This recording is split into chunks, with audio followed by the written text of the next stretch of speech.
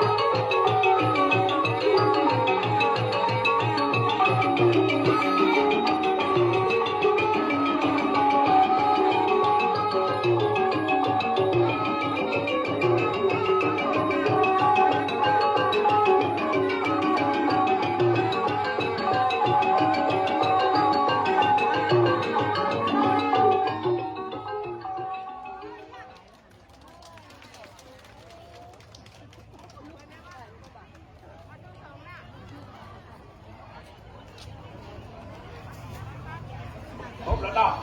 ลบแล้วบอกครับขอบคุณอนุโมทนาบุญต่อนะครับเพื่อกับพ่อแม่พี่น้องศรัทธาเรือให้เป็นกองว่าพ่อสมบูรณ์จันตะปันนะครับร่วมทำบุญโรงแก้วมาแถม100 บาท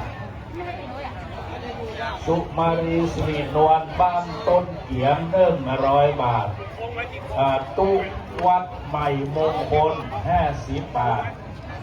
เขียนมาอย่างนี้เนาะเป็นอย่างนี้ตรงนั้นแม่นาโลยะสอนะครับปลาดงเล็ก100 บาท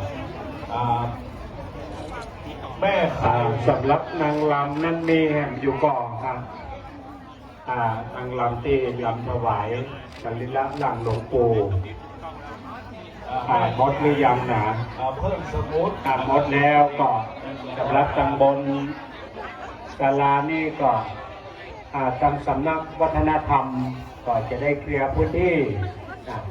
เคลียร์พื้นที่และอย่าแจ้งจัดพรจรานแม่เกียรติพิธีในการอาราธนาศพบ้านตรงเล็กต่อไป